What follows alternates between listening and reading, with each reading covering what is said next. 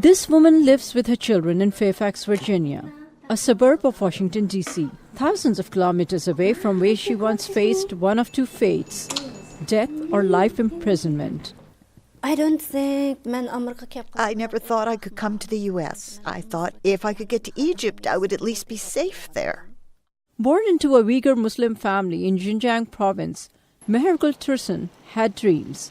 She modeled for TV ads and then joined a Chinese export firm which allowed her to travel to many Muslim countries. She eventually left that job to join a university in Egypt, got married and had triplets. Her problems started when she returned home in 2015 to visit her mother. I was at the Urumqi airport. They separated me from my 3 children. They placed tape over my mouth and a bag over my head. They handcuffed me, and then they transported me over to the detention camp. The United Nations reports Muslims are forced to renounce their faith in these re-education camps. Chinese authorities deny this. Marigold claims that she was tortured by Chinese authorities because they believed she was a spy, and also because she refused to renounce her Islamic faith. During this torture, when it got really intense, I couldn't stop myself. I said, Ya Allah. Then they knew.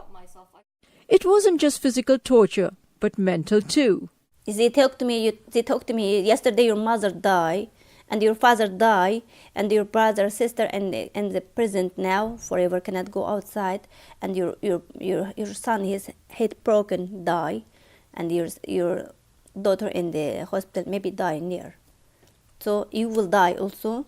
She realized if she died, what would happen to her children. So she told Chinese authorities children were Egyptian nationals, and if they were harmed, it would cause a major diplomatic incident. Once Chinese authorities established her children's nationalities, they wanted them out of the country. But the Egyptian embassy demanded to meet the mother. When Marigold did finally meet Egyptian officials, she told them she was also an Egyptian national, and that led to her release from detention and her eventual journey to the United States.